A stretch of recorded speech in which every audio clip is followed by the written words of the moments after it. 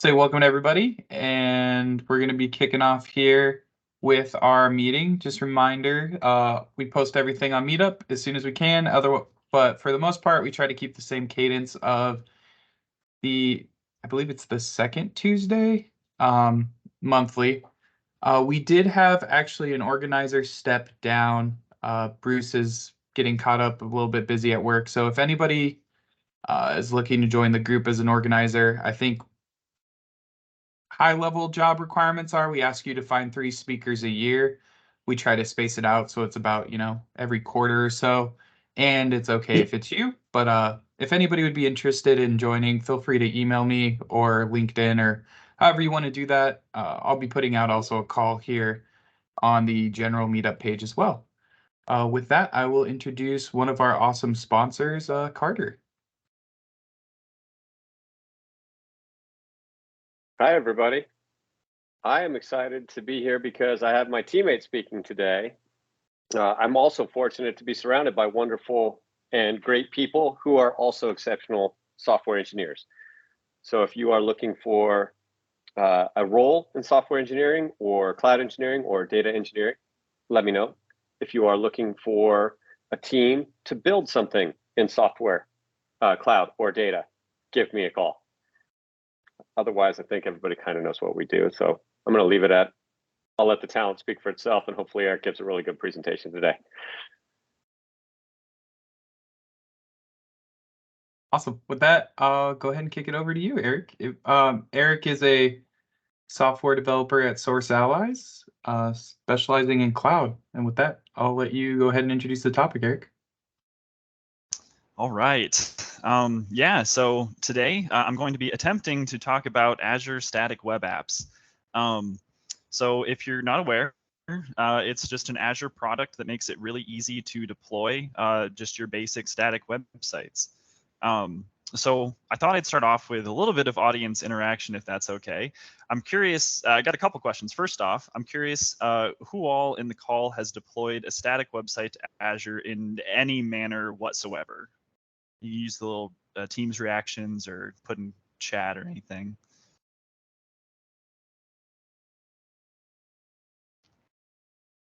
Yeah, a couple of people. It's pretty common, so I expected that.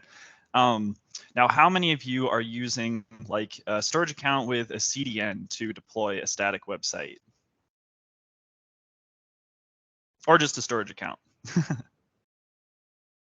Yep, a couple people, also pretty common. Now, how many people have used an Azure Static Web App to deploy a static website?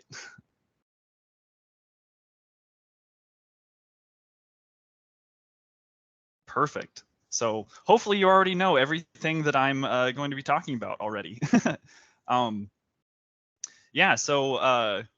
First off, a little bit of a disclaimer. I threw this presentation together kind of quickly in the past week, so it may be a little lacking in content, but I hope that somebody can take away something new today. I'll start sharing here too. So Azure Static Web Apps, as the name implies, is basically just a way to deploy static websites where they kind of handle a lot of the boilerplate for you. So let's see. Is my screen coming through? Okay, sweet. So we'll start off with the documentation here. Obviously, Microsoft has pretty good documentation over on their websites. It's just kind of an overview.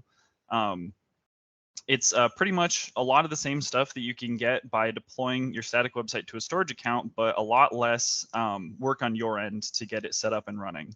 So as we kind of talked about with a couple of you here, storage accounts and CDNs are a pretty common way to deploy static websites in Azure. And also, I'm not hoping to dissuade you otherwise. If you're currently using this method to deploy your static websites, I think that's perfectly fine. This is a great way to do it, and you get a lot of flexibility with doing it this way. If you deploy Bicep or any infrastructure as code, this sort of setup is probably pretty similar to you. You have your storage account resource and using storage v2 here, and then you have your blob services with a web container. And then maybe optionally, if you want to have some header manipulation or anything like that, you probably have a CDN around it as well. And it may look a little bit something like this. I just kind of threw this together from some snippets from some project code I had worked on in the past. So this may be somewhat familiar to you. Just got some header stuff going on in here. And this is great, but you'll notice it is a somewhat decent amount of code that I have in here. And especially if you're not using infrastructure as code, and if you're managing this yourself just in the Azure portal, this can be a little bit of a lot to manage. And that's where Azure Static Web Apps come in. They can do a lot of this same stuff for you, and the configuration is a lot simpler. So this is a great way, and if you're currently doing this, I definitely recommend to keep doing it this way. But if you want to start a new project and you want to get set up quickly and you want to get running quickly, Azure Static Web Apps are a great way to do that. So I'll switch over to branch where we can start making some changes in here. So first things first, we need a static website to deploy. So I'm going to try to do this from scratch. I do have a fallback branch in case something goes horribly wrong during presenting. But we'll just do a simple create React app because that's a pretty common framework to use. And we'll put it in the app folder here. And also, I kind of skipped over something. So I'm currently working in a dev container. If you're not familiar with dev containers, it's basically your workspace is in a Docker container, and VS Code has great support for it. And if you like the JetBrains IDEs, the most recent release has support for dev containers. It's pretty simple. The general setup is you just have a little .dev container folder, and then you can have a Docker file in here that basically you just customize your workspace. And if you really want to just get going on this and start testing out Azure Static Web Apps, there is sort of a pre-configured dev container for Azure Static Web Apps that you can set up. So that's what I've done here. I have more or less just the base Azure Static Web Apps dev container, which installs a bunch of tools. It's got like .NET CLI, it's got Node, it's got Python, and some other stuff. The Azure CLI, all pre-installed for you. So you can just download this and get running without having to manually set up your work environment. Yes, there we go. You said JetBrains products ship with that now standard? Yeah, literally just recently it's like 2023.2 or something. It just came out like in the past couple of weeks. They have dev container support. So yeah. Sweet. I've been in Windows land for a while in native Visual Studio, so that's really cool. I didn't know that. Thanks. Brand new. I'm very excited to start using it. So, but I am staying in VS Code just for the sake of demo because it's had this support for a while, and VS Code's a pretty standard dev environment. So, yes, we got our React app here. Nothing standard, just general create React app. We can go in here. We can Teams has the little pop up there. We'll just start it up, make sure it's running. There we go. Our app is good to go. So that's all well and good, but we want it in Azure. We don't want it just running locally. So in order to facilitate that, I'm going to use Bicep.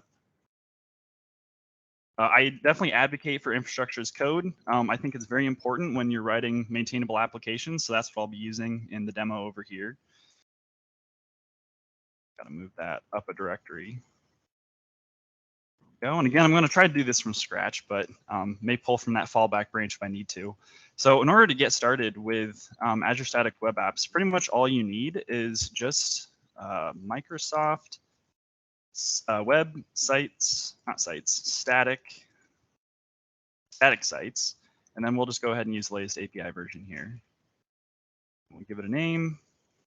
My handle I like to use for just stuff is Unstoppable Mango. And then call it AZ SWA demo. Pause for static web app. The location, standard practice for doing locations is take that as a parameter. So we'll do location parameter. I'm writing a lot of JavaScript recently.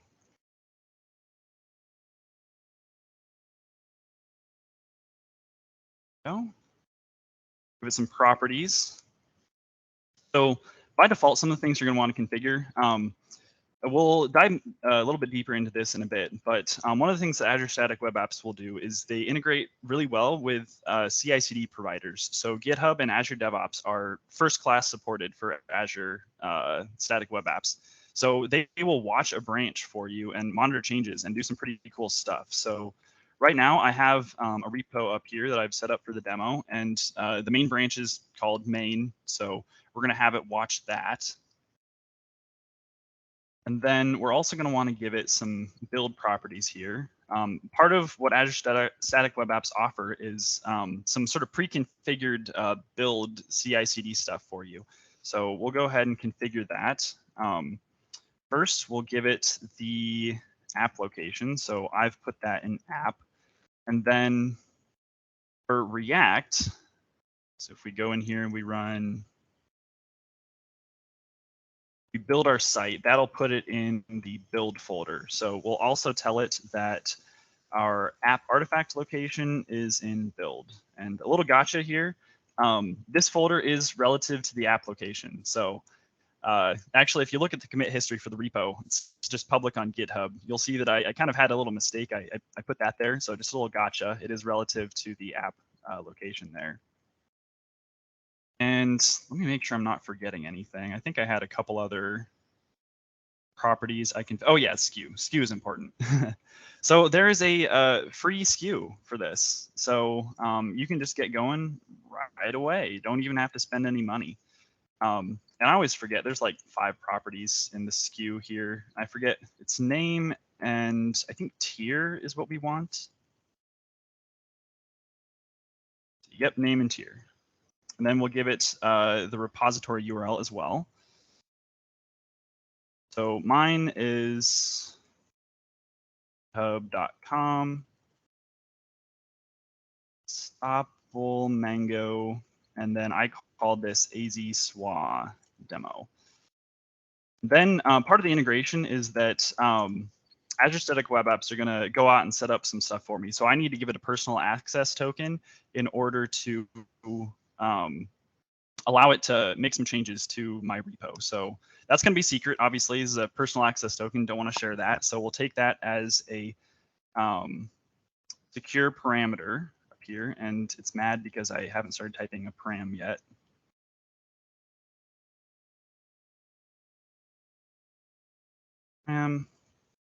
Repository token.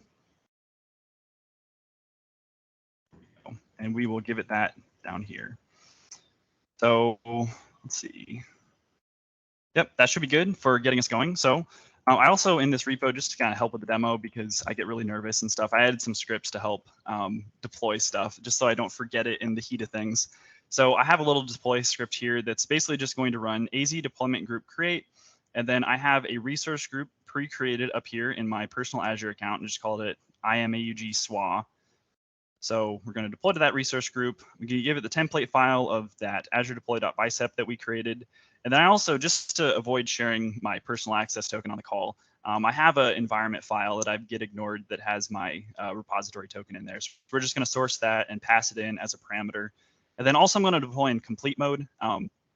Oftentimes complete mode is better. I guess I really shouldn't get into that, but it'll handle deleting resources that no longer exist in your template, which is really nice. Not going to touch on that too much here. It's just kind of a nice default to have. So go ahead and run that quick. Got to go up a directory. Scripts, deploy.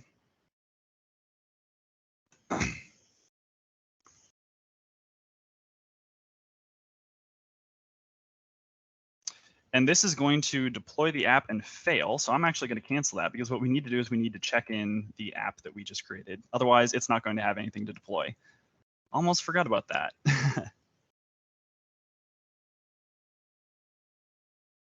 Go ahead and push that up here quick. And yeah, so you can kind of see a preview of what I was going to talk about. Azure is going to go out and create some stuff for us. We're going to overwrite that for a second and hopefully redo this, because I messed it up a little bit.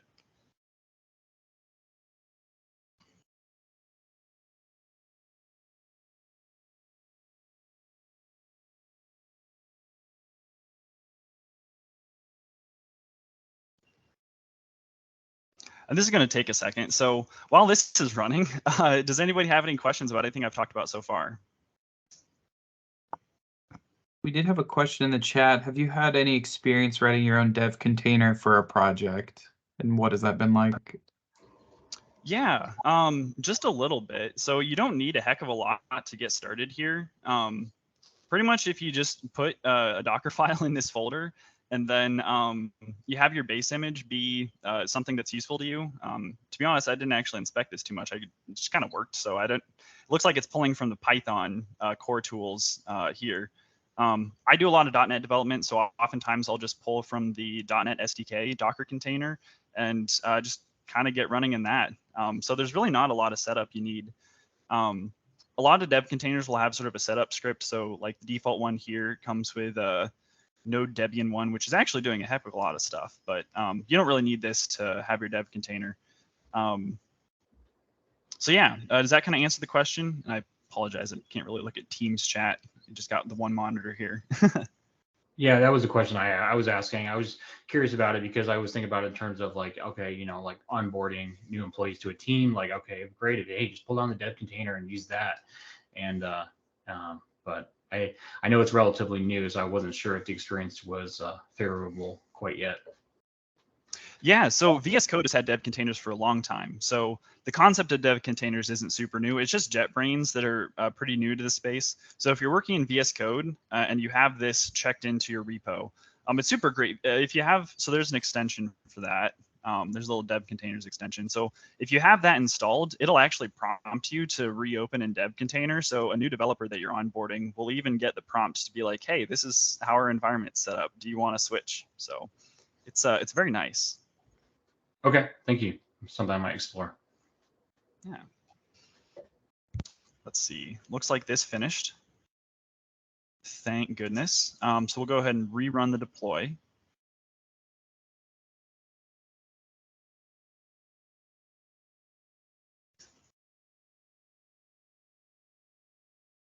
This takes roughly 30 seconds to get going, so it might be a little bit for the deploy as well.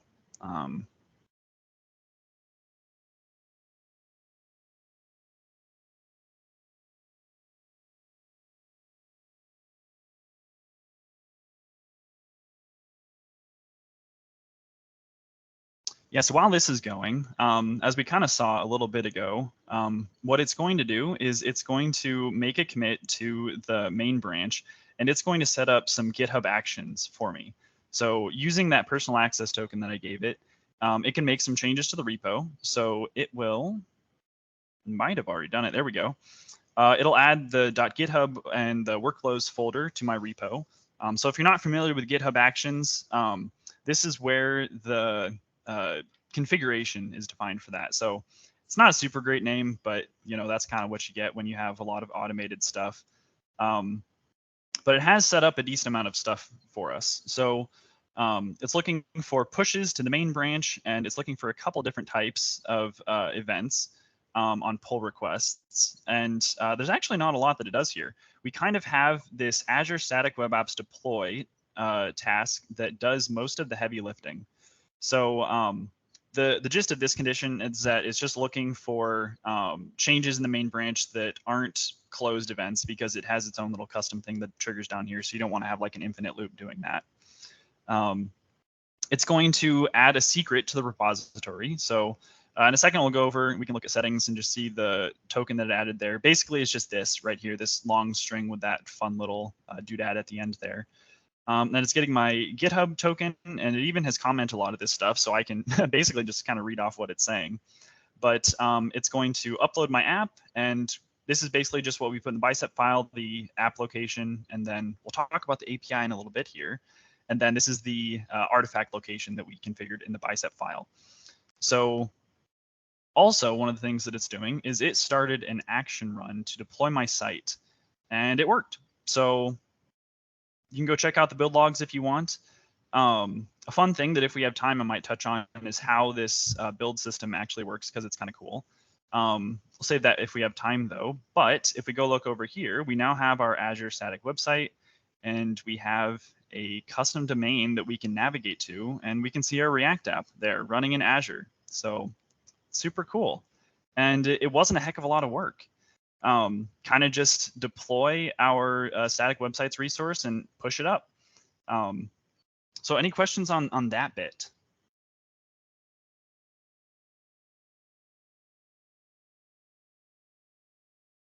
There's a question. Do you know what permissions are given to the personal access token? Yeah, on that repository token there.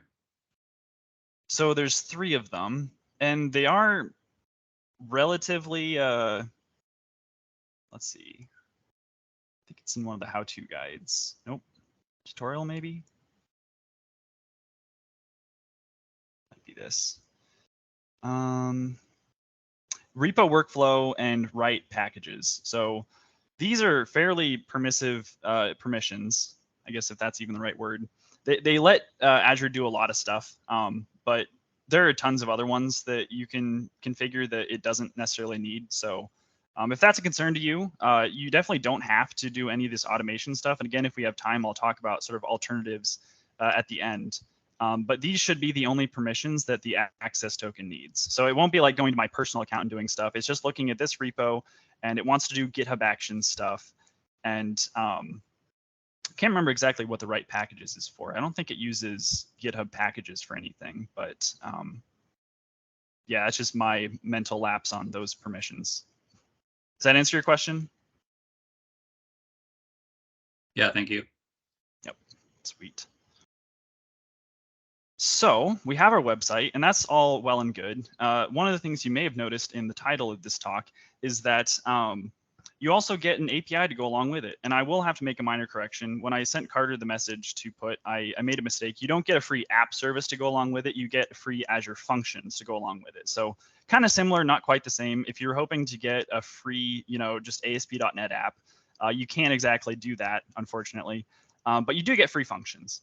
And if you want to bring your own API, that is totally supported as well. So the functions are free, but if you want to have your own paid app service or paid functions or anything, that is completely possible. So in the docs over here, it's just some of this how-to guides, Azure Functions, add an API. And we'll go do that here because it's actually pretty simple to do. So I know a lot of people work with .NET, ASP.NET, stuff like that. So I'll be using that for my example. They have a lot of different options. And to create that, I'm actually going to use the extensions little helper create HTTP function here. So we have this Azure Static Web Apps create HTTP function. Normally, I don't like using the VS Code extensions to set stuff up because I find that it often messes with my workspace a little bit too much. They're typically pretty opinionated and change a lot of things that may not necessarily be desirable. But for the sake of this demo, it's going to be perfect because walking through some of the setup for this is just a little tedious. So we'll use that. We'll do C#. You can see there's some other options there. It's called the function message. And we'll do Mango functions. Just call it that.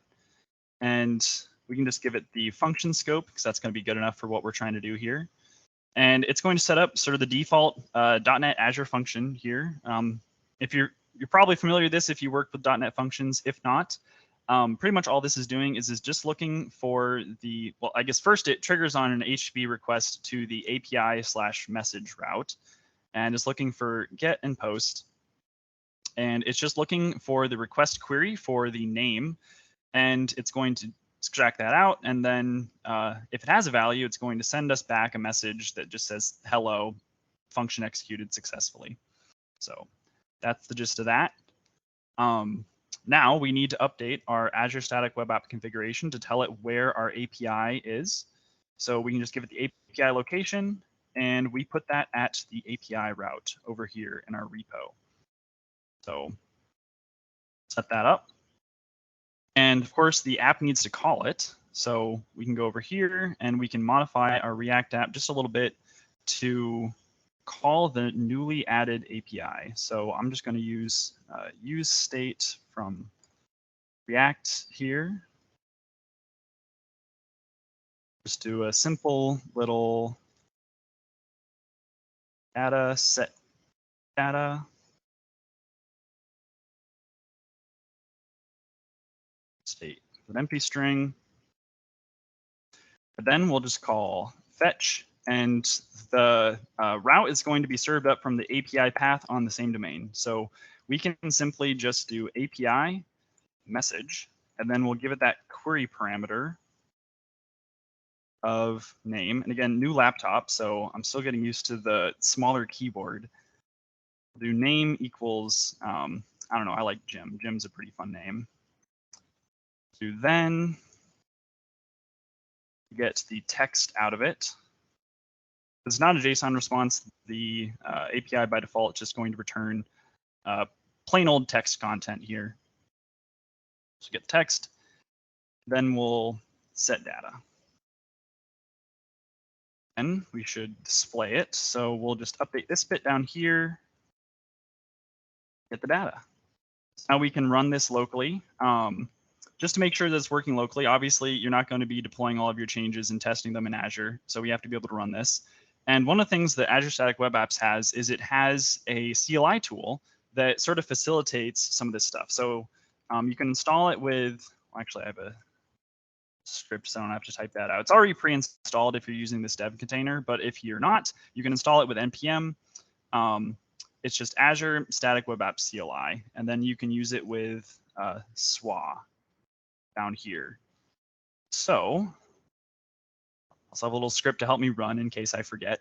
So do scripts SWA run.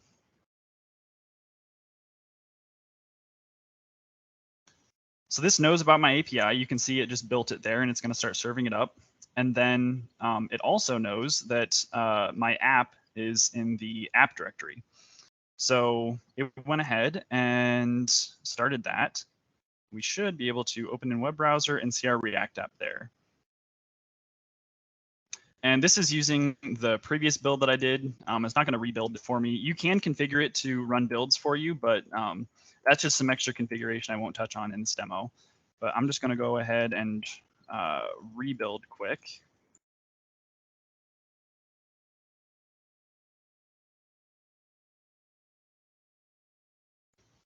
And start it up again.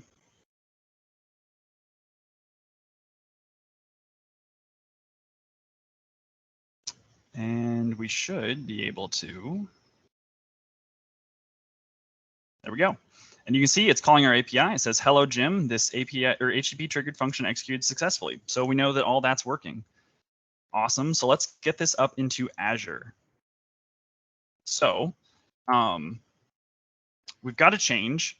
And typically, so I pushed to main earlier, but typically in your workflow, you'll have a pull request and you'll make changes via that pull request. So something that we can do here, first, we need to redeploy the changes to the bicep file. So we'll go ahead and push that up.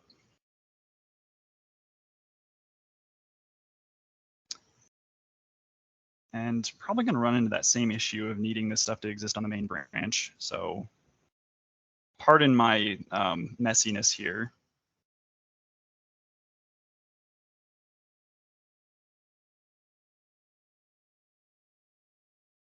Oops, and I just deleted the CI stuff.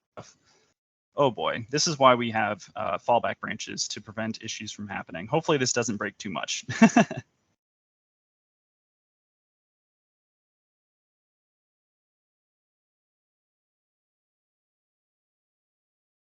Yeah, it's probably going to be mad that I just removed the workflow.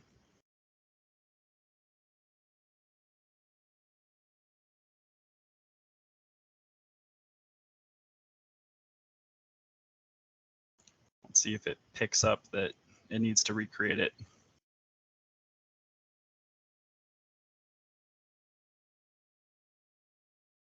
Does not look like it's going to.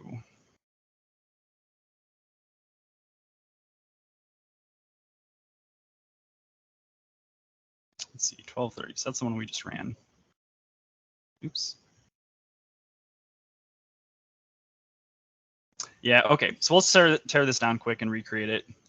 Apologies.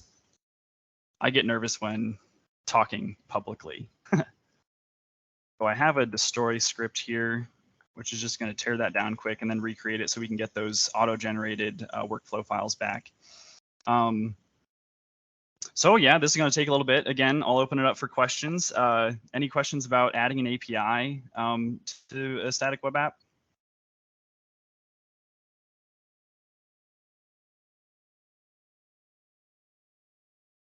Are you able to use like access control or AD to block or allow people to get into those APIs?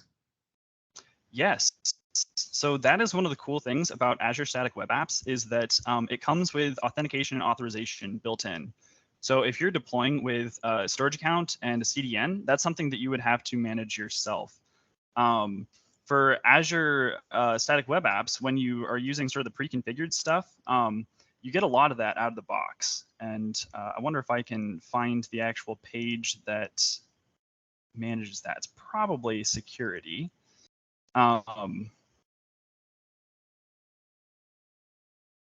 So you do get some stuff out of the box. I guess I probably pulled up the wrong page. One of the caveats is if you're wanting to like have a key vault and manage stuff like that, if you're used to deploying app services, a lot of that is kind of integrated. There's some stuff you can do to sort of pull in the key vault configuration automatically to your app. As you can see here in the note, Azure serverless functions don't support direct key vault integration, but you can use that just directly in your app's code. It's not super difficult to write yourself. There is password protection for the static web app. So if you don't want to go through the rigmarole of setting up like real authentication authorization, you can configure a simple password protection over your website. I'm pretty sure there's some docs in here about the authentication authorization. Oh, here we go. That's what I wanted. Yeah, streamline authentication experience. So you can use any of these providers out of the box for authentication. So I'm glossing over a lot of stuff here, but the gist of it is that you do get a lot out of the box when it comes to authentication and authorization.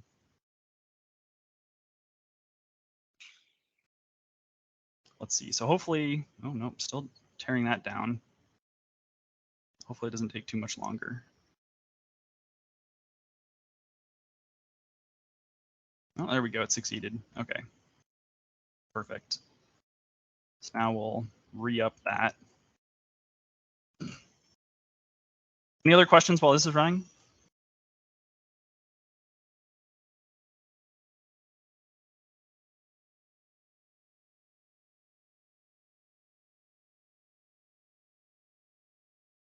All right, we'll let it do its work. So I guess while this is running, I can kind of talk about that build system I mentioned before. If you're not familiar, Microsoft has a product called Oryx, which is, if you're familiar with like Google's Bazel, it's like a polyglot build system. So the goal being that, you know, in a perfect world, you can just kind of point Oryx at your repo and say build, and it will detect the projects that you have in there. It'll detect whether it's like an API or a static website, and it'll build it for you. And that's kind of what Azure Static Web Apps leverage behind the scene. This Azure Static Web Apps deploy is leveraging Oryx, and you can kind of see in the logs over here that it's just kind of picking up the like, okay, there's a couple locations where I have two different apps, and it just kind of knows how to build those based on conventions for these types of apps. So .NET has a lot of conventions when you're building and deploying. Node and React have a lot of conventions when you're building and deploying. So you got your Oryx build logs over here. That's something that I find kind of cool. Obviously, it's not a perfect system. If you're trying to go anywhere against the defaults, it gets a little bit painful. But as long as you're following conventions, you're following defaults, Oryx will just kind of build your app for you, which is kind of nice. And that's how a lot of the functionality behind Azure Static Web Apps work.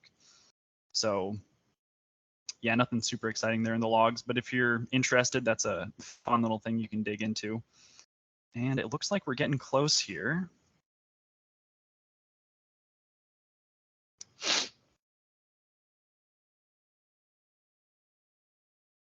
There we go. So you can see Oryx has picked up that I have a .NET API in here, and it's going to build it. It also knows the SDK version I'm using. So you may have noticed, if you're familiar with .NET development, if you want a consistent build process, oftentimes you'll add like a global.json file to sort of pin the SDK version. And you may have noticed I didn't do any of that when setting up the API over here.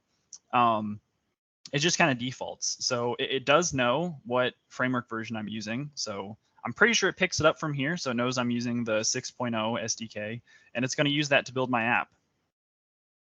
There it goes. Looks like it's pretty close to wrapping up here. Also knows the functions runtime version. So it's kind of cool. Picks up on a lot of stuff for you. Sweet, there we go. Okay, awesome. Now I should have an API backing my static web app over here. So if we go over here, new tab, there we go. There's our message. It's got our change. It's saying, hello, Jim, this HTTP trigger function executed successfully. So it's working. And we don't have to configure any routing, whatnot. We didn't have to configure any secrets or anything like that. It just kind of works out of the box, which is super nice. And you can build on top of this. Obviously, you're probably going to want a little bit more security than just the simple fetch over here. And as I kind of alluded to, there's a lot of stuff you can do with authentication and authorization in here. Yeah, that's kind of the high level. So now, I kind of alluded to it earlier, but now I'll actually do it. Let's make a standard change when we're not just pushing directly to mains. We'll do just like my change branch. And let's just do something simple. We don't want to go too crazy. So do change the message here. Then I'll go ahead and I will push this up.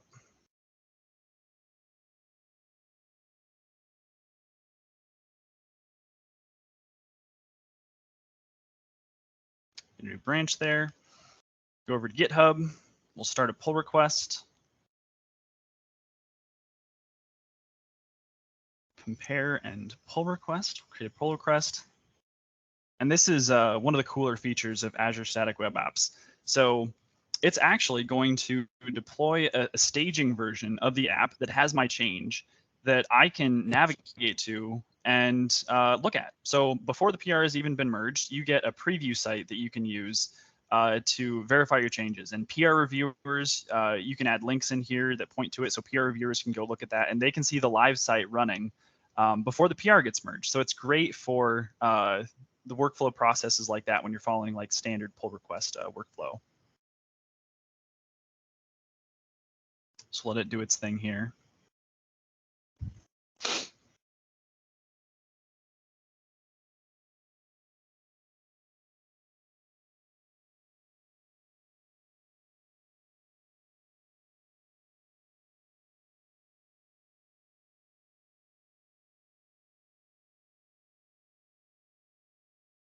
And also that's why they have the second job here for closing pull requests.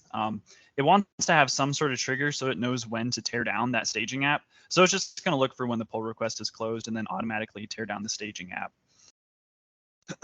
That way you don't have extra resources running that you're not using.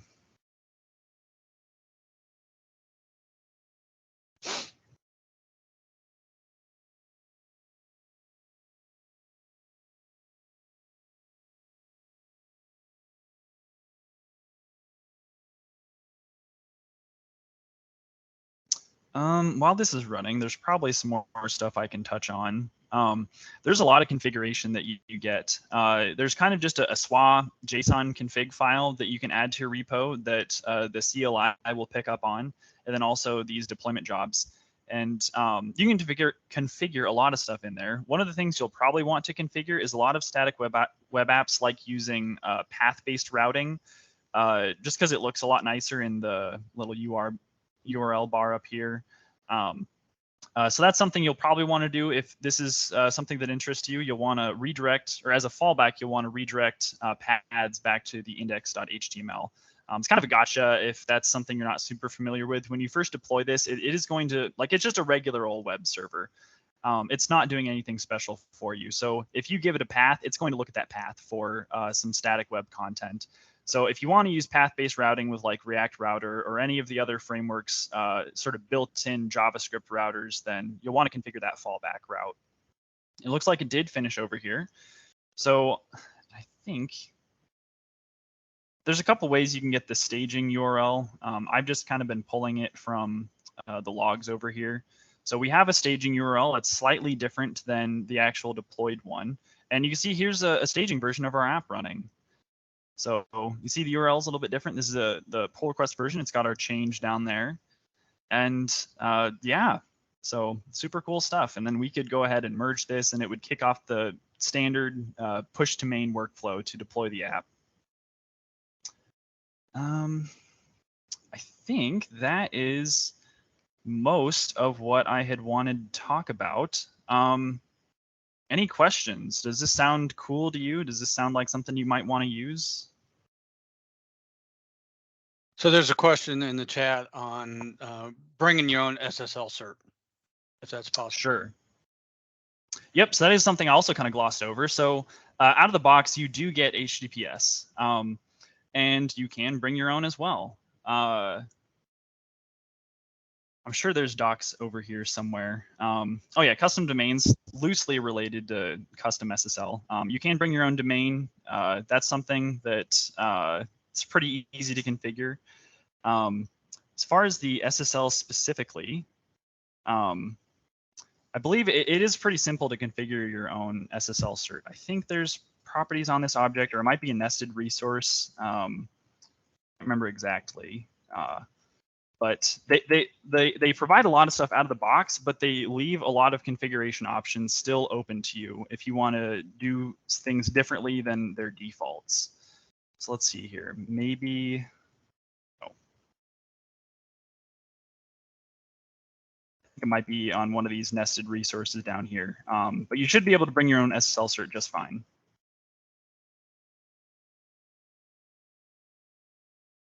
Realized I kind of glossed over some stuff there, but does that kind of answer the question?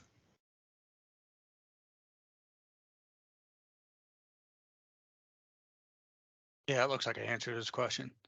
Okay. So to take this farther, you get the one Azure function with your site. If I want to grow to more of a API centric environment, what's some of the best practices you see to expand that out?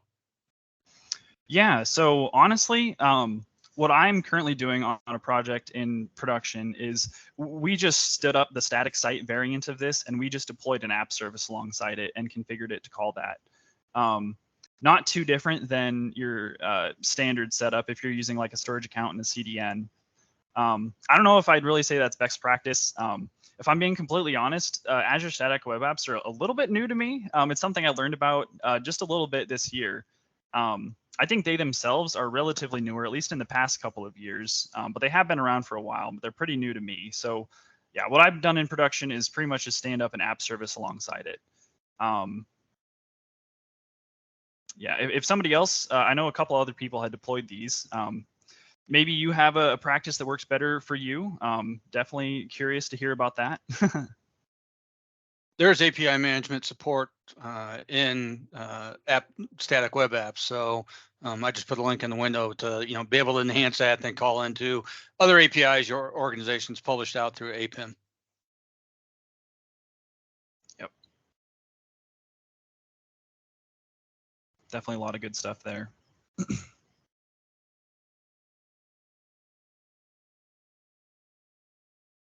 Yeah, I guess I'm kind of done talking for the most part, so I could be looking at chat myself here. Any other questions? Where's my freaking, oh, there we go. So I think free tier has a rate limit. I don't remember what it was. Have you ever seen anybody hit it in practice at this point? There's like before you have to bump up to the paid version. Not personally, but that said, the sites that we have on the free tier don't have a ton of traffic. So it may be worth considering to bump up to a higher tier just by default if you know that you're going to have a decent amount of traffic. I haven't done a super lot of digging into that, so don't take my recommendation too seriously, but that's just kind of in my experience.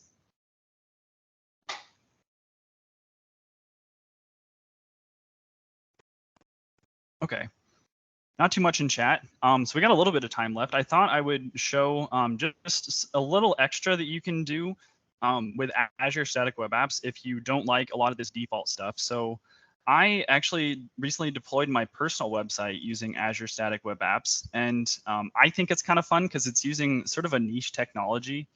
I actually build the static web app with a framework called Sutil. I'm not sure if I'm pronouncing that right.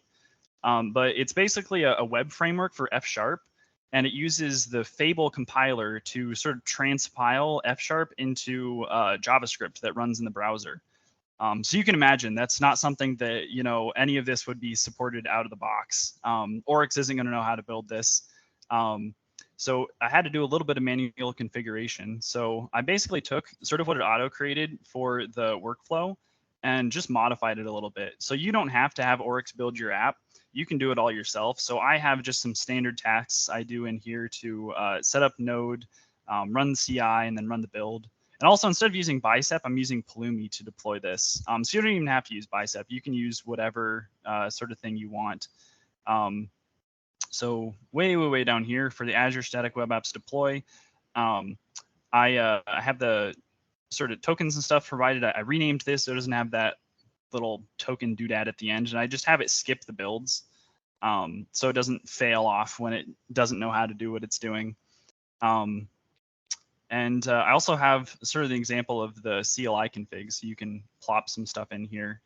And it works super great. So if you don't like all of the auto-created default automation, you can skip it. You don't have to do any of that. You can do all of your own stuff.